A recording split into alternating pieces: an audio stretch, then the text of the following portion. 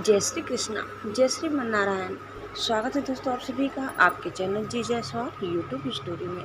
दोस्तों आज हम सुनेंगे श्रीमद् भागवत महापुराण कथा 7वें स्कंध का 8वां अध्याय। इस अध्याय में आज हम जानेंगे नृसिंह भगवान का प्रादुर्भाव, हिरण्यकशिपु का वध एवं ब्रह्म आदि देवताओं द्वारा भगवान की स्तुति।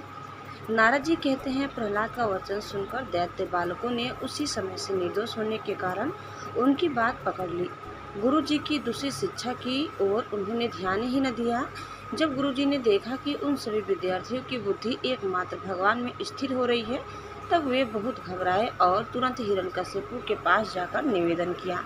अपने पुत्र प्रहलाद की इस असहाय और अप्रिय अनीति को सुनकर क्रोध के मारे उसका शरीर थर थर कांपने लगा। अंत में उसने यही निश्चय किया कि प्रहलाद को अब अपने ही हाथ से मार डालना चाहिए। मन और इंद्रियों को वश में रखने वाले प्रहलाद जी बड़ी नम्रता से हाथ जोड़कर चुपचाप हिरण्यकशिपु के सामने खड़े थे और तिरस्कार के सर्वथा अयोग्य थे। परंतु हिरण्यकशिपु स्वभाव से ही क्रूर था। वह पैर की चोट खाए हुए सांप की तरह फुफकारने लगा। उसने उनकी ओर पाप भरी टेढ़ी नजर से देखा और कठोर वाणी से डांटते हुए कहा, मूर्ख, तू बड़ा उदंड हो गया है, स्वयं तो नीच है ही, अब हमारे कुल के और बालकों को भी फोड़ना चाहता है। तूने बड़ी ढिठाई से मेरी आज्ञा का उल्लंघन किया है। आज ही तुझे यमराज के घर भेजकर इसका फल चखाता हूँ। मैं तनि सा क्रोध करता हूँ तो तीनों लोक और उनके लोकपाल कांप उठते हैं। फिर मूर्ख, तूने किसके बलबूते पर निडर की तरह मेरी आज्ञा के विरुद्ध काम किया है। प्रहलाद ने कहा, दैत्यराज ब्रह्मा से लेकर तिनके तक सब छोटे बड़े चर अचर जीवों को भगवान ने ही अपने वश में कर रखा है। न केवल मेरे और आपके बल्कि संसार के समस्त बलवानों के बल भी केवल वही है।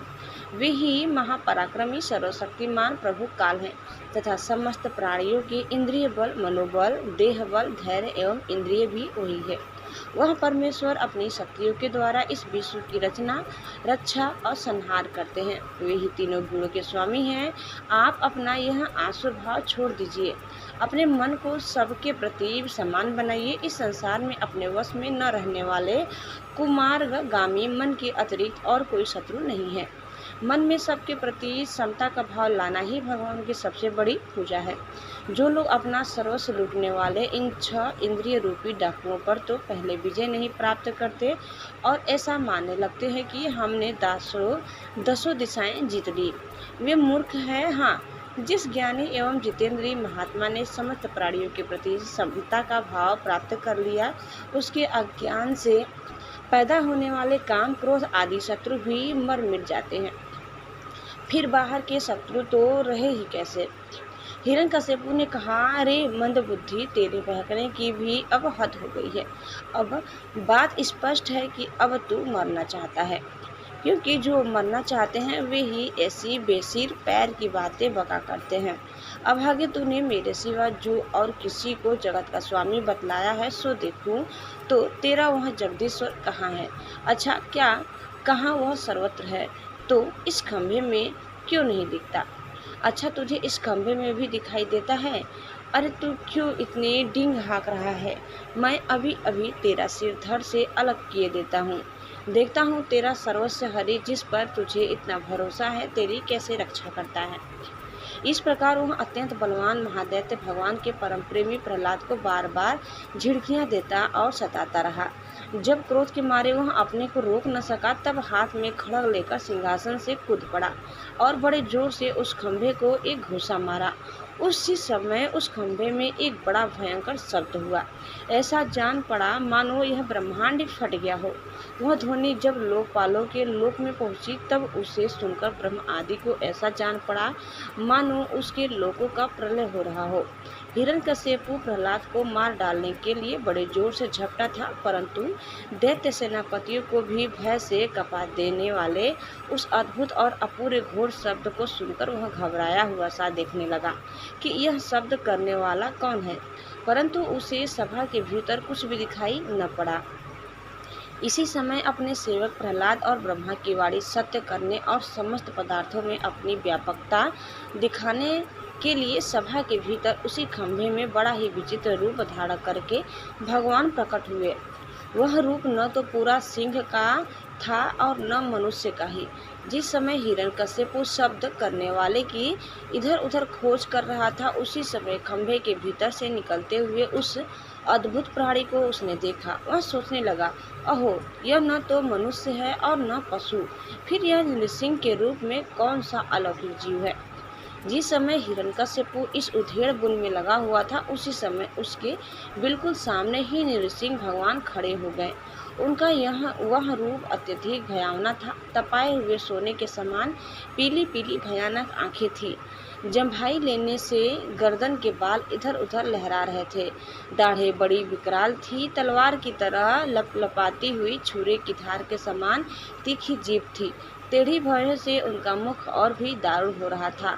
कान निश्चल एवं ऊपर की ओर उठे हुए थे। फूली हुई नासिका और खुला हुआ मुंह पहाड़ की गुफा के समान अद्भुत जान पड़ता था। फटे हुए जबड़ों से उसकी भयंकरता बहुत बढ़ गई थी। विशाल शरीर स्वर्ग का स्पर्श कर रहा था। गर्दन कुछ नाटी और मोटी थी। छाती चौड़ी और कमर बहुत पतली थी। चंद्रमा की किरणों के समान सफ़ेद रोएं सारे शरीर पर चमक रहे थे। चारों ओर सैकड़ों भुजाएं फैली हुई थी, जिनके बड़े बड़े नख आयुध का काम देते थे। उनके पास फटकने का तक का साहस किसी को न होता था। चक्र आदि अपने निज आयुध तथा ब्रज आदि अन्य श्रेष्ठ शस्त्रों के द्वारा उन्होंने सारे दैत्य दानवों को भगा दिया। हिरण्यकश्यप सोचने लगा, हो न हो मायावी विष्णु ने ही मुझे मार डालने के लिए यह ढंग रचा है, परंतु इसकी इन चारों से हो ही क्या सकता है। इस प्रकार कहता है और सिंहनाद करता हुआ दैत्यराज हिरण्यकश्यप हाथ में गदा लेकर नृसिंह भगवान पर टूट पड़ा।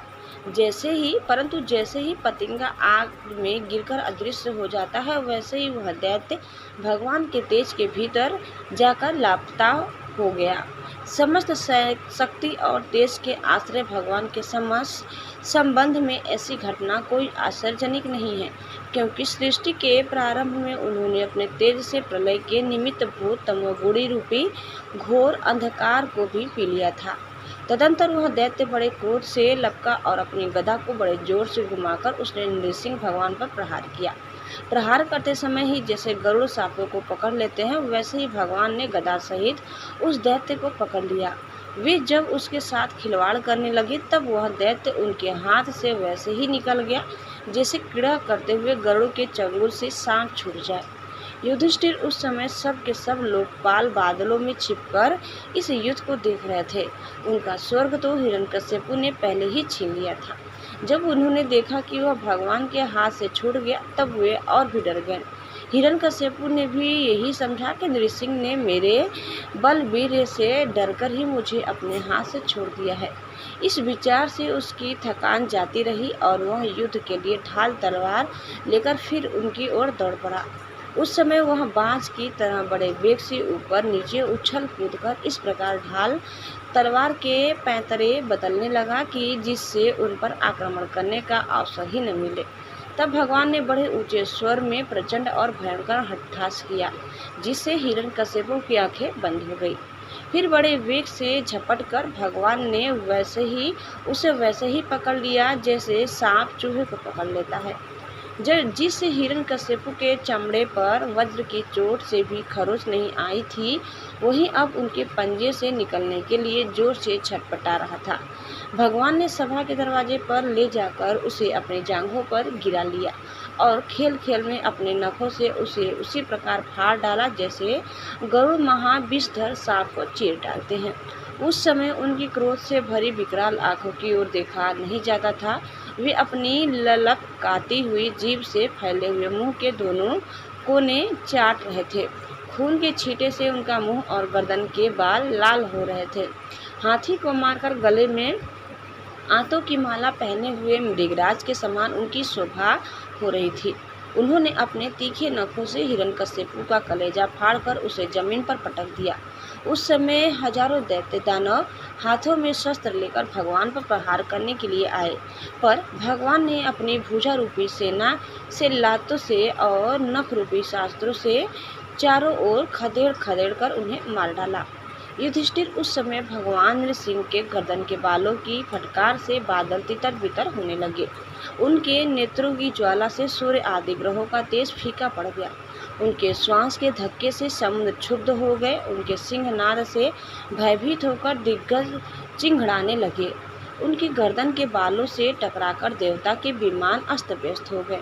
स्वर्ग डगमगा गया। उनके पैरों की धमक से भूकंप आ गया।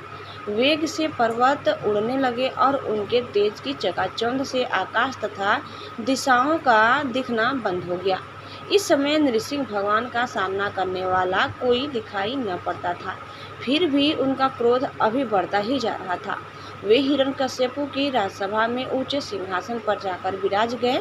उस समय उनके अत्यंत तेजपूर्ण और क्रोध भरे भयंकर चेहरे को देखकर किसी का भी साहस न हुआ कि उनके पास जाकर उनकी सेवा करें।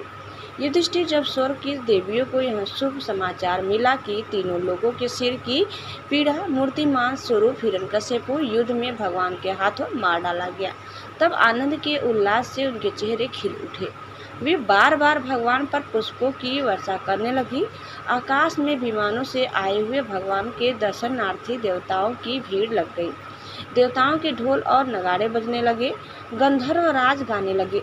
अप्सराएं नाचने लगी। तात इसी समय ब्रह्म, इंद्र, शंकर आदि देवता, ऋषि, पितर, सिद्ध, विद्याधर, महानाग, मनु, प्रजापति, गंधर्व, अप्सराएं, चारण, यक्ष, किमपुरुष, बेताल, सिद्ध, किन्नर और सुनंदन, कुमुद आदि भगवान के सभी पार्षद उनके पास आए। उन लोगों ने सिर पर अंजलि बांधकर सिंहासन पर विराजमान अत्यंत तेजस्वी नृसिंह भगवान की थोड़ी सी अलग अलग स्तुति की। ब्रह्मा जी ने कहा, प्रभु आप अनंत है, आपकी शक्ति का कोई पार नहीं पा सकता। आपका पराक्रम विचित्र और कर्म पवित्र है। यद्यपि गुणों के द्वारा आप लीला से ही संपूर्ण विश्व की उत्पत्ति, पालन और प्रलय यथोचित ढंग से करते हैं, फिर भी आप उनसे कोई संबंध नहीं रखते, स्वयं निर्विकार रहते हैं। मैं आपको नमस्कार करता हूँ। श्री रुद्र ने कहा, आपके क्रोध करने का समय तो कल्प के अंत में होता है। यदि इस तुच्छ दैत्य को मारने के लिए ही आपने क्रोध किया है तो वह भी मारा जा चुका है। उसका पुत्र आपकी शरण में आया है। भक्त वत्सल प्रभु आप आपने अपने इस भक्त की रक्षा कीजिए। इंद्र ने कहा, पुरुषोत्तम आपने हमारी रक्षा की है। आपने हमारे जो यज्ञ भाग लौटाए हैं वे वास्तव में आपके ही हैं। दैत्यों के आतंक से संकुचित हमारे हृदय कमल को आपने प्रफुल्लित कर दिया। वह भी आपका ही निवास स्थान है। यह जो स्वर्ग आदि का राज्य हम लोगों को पुनः प्राप्त हुआ है वह यह सब काल का ग्रास है। जो आपके सेवक हैं उनके लिए यह है ही क्या। स्वामी, जिन्हें आपकी सेवा की चाह है वे मुक्ति का भी आदर नहीं करते, फिर अन्य भोगों की तो उन्हें आवश्यकता ही क्या है। ऋषियों ने कहा, पुरुषोत्तम आपने तपस्या के द्वारा ही अपने में लीन हुए जगत की फिर से रचना की थी और कृपा करके उसी आत्मतेज स्वरूप श्रेष्ठ तपस्या का उपदेश आपने हमारे लिए भी किया था। इस दैत्य ने उसी तपस्या का उच्छेद कर दिया था। शरणागत वत्सल उस तपस्या की रक्षा के लिए फिर से उसी उपदेश का अनुमोदन किया है। पितर ने कहा, प्रभु हमारे पुत्र हमारे लिए पिंडदान करते थे, यह उन्हें बलात् छीनकर खा जाया करता था। जब वे पवित्र तीर्थों में या संक्रांति आदि के अवसर पर नैमित्तिक तर्पण करते या तिलांजलि देते तब उसे भी यह पी जाता। आज आपने अपने नखों से उसका पेट फाड़कर वह सब का सब लौटाकर मानो हमें दे दिया। आप समस्त धर्मों के एकमात्र रक्षक हैं। नृसिंह देव, हम आपको नमस्कार करते हैं। सिद्धों ने कहा, नृसिंह देव, इस दुष्ट ने अपने योग और तपस्या के बल से हमारे योग सिद्धि गति छीन ली थी। अपने नखों से आपने उस घमंडी को फाड़ डाला है। हम आपके चरणों में विनीत भाव से नमस्कार करते हैं। विद्याधरों ने कहा, यह मूर्ख हिरण्यकश्यपु अपने बल और वीरता के घमंड में चूर था। यहाँ तक कि हम लोगों ने विविध धारणाओं से जो विद्या प्राप्त की थी उसे इसने व्यर्थ कर दिया था। आपने युद्ध में यज्ञ पशु की तरह सब इनको नष्ट कर दिया। अपने लीला से नृसिंह बने हुए आपको हम नित्य निरंतर प्रणाम करते हैं। नागों ने कहा, इस पापी ने हमारी मड़ियों और हमारी श्रेष्ठ और सुंदर स्त्रियों को छीन लिया था। आज उसकी छाती फाड़कर आपने हमारी पत्नियों को बड़ा आनंद दिया है। प्रभु, हम आपको नमस्कार करते हैं। मनुओं ने कहा, देवादिदेव हम आपके आज्ञाकारी मनु हैं। इस दैत्य ने हम लोगों की धर्म मर्यादा भंग कर दी थी। आपने उस दुष्ट को मारकर बड़ा उपकार किया है। प्रभु हम आपके सेवक हैं, आज्ञा कीजिए हम आपकी क्या सेवा करें। प्रजापतियों ने कहा, परमेश्वर आपने हमें प्रजापति बनाया था, परंतु इसके रोक देने से हम प्रजा की सृष्टि नहीं कर पाते। आपने इसकी छाती फाड़ डाली और यह जमीन पर सर्वदा के लिए सो गया। सत्यमय मूर्ति धारण करने वाले प्रभु, आपका यह अवतार संसार के कल्याण के लिए है। गंधर्वों ने कहा, प्रभु हम आपके नाचने वाले, अभिनय करने वाले और संगीत सुनाने वाले सेवक हैं। इस दैत्य ने अपने बल, वीर्य और पराक्रम से हमें अपना गुलाम बना रखा था। उसे आपने इस दशा में पहुंचा दिया। सच है, कुमार्ग से चलने वाला का भी क्या कभी कल्याण हो सकता है। चारणों ने कहा, प्रभु आपने सज्जनों के हृदय को पीड़ा पहुंचाने वाले इस दुष्ट को समाप्त कर दिया। इसीलिए हम आपके उन चरण कमलों की शरण में हैं, जिनके प्राप्त होते ही जन्म मृत्यु रूप संसार चक्र से छुटकारा मिल जाता है। यक्षु ने कहा, भगवान आपने श्रेष्ठ कर्मों के कारण हम लोग आपके सेवकों में प्रधान गिने जाते थे, परंतु हिरण्यकश्यपु ने हमें अपनी पालकी ढोने वाला कहार बना लिया। प्रकृति के नियामक परमात्मा, इसके कारण होने वाले अपने निज जनों के कष्ट जानकर ही आपने इसे मार डाला है। किम पुरुषों ने कहा, हम लोग अत्यंत तुच्छ किम पुरुष है और आप सर्वशक्तिमान महापुरुष है। जब सत्पुरुषों ने इसका तिरस्कार किया, इसे धिक्कारा, तभी आज आपने इस कुपुरुष असुराधम को नष्ट कर दिया। वैतालिकों ने कहा, भगवान बड़ी बड़ी सभाओं और ज्ञान यज्ञों में आपके निर्मल यश का गान करके हम बड़ी प्रतिष्ठा पूजा प्राप्त करते थे। इस दुष्ट ने हमारी वह आजीविका ही नष्ट कर दी थी। बड़े सौभाग्य की बात है कि महारोग के समान इस दुष्ट को अपना जड़ मूल से उखाड़ दिया। किन्नरों ने कहा, हम किन्नरगढ़ आपके सेवक हैं। यह दैत्य हमसे बेकार में ही काम लेता था। भगवान आपने कृपा करके आज इस पापी को नष्ट कर दिया। प्रभु आप इसी प्रकार हमारा अभ्युदय करते रहें। भगवान के पार्षदों ने कहा, शरणागत वत्सल, संपूर्ण लोगों को शांति प्रदान करने वाला आपका यह अलौकिक नृसिंह रूप हमने आज ही देखा है। भगवान यह दैत्य आपका वही आज्ञाकारी सेवक था जिसे सनकादि ने शाप दे दिया था। हम समझते हैं आपने कृपा करके इसके उद्धार के लिए ही इसका वध किया है। दोस्तों, इस प्रकार कथा यहीं समाप्त होता है। उम्मीद करते हैं कि आपको हमारी आज की यह कथा जरूर पसंद आई होगी। आगे की कथा सुनने के लिए आप दूसरे वीडियो को अवश्य देखिए। दोस्तों, चैनल में नए हैं तो प्लीज़ लाइक, शेयर और सब्सक्राइब करना न भूलें। धन्यवाद। जय श्री कृष्णा, जय श्री मन नारायण। एक बार प्रेम से बोलिए, भगवान सिंह की जय।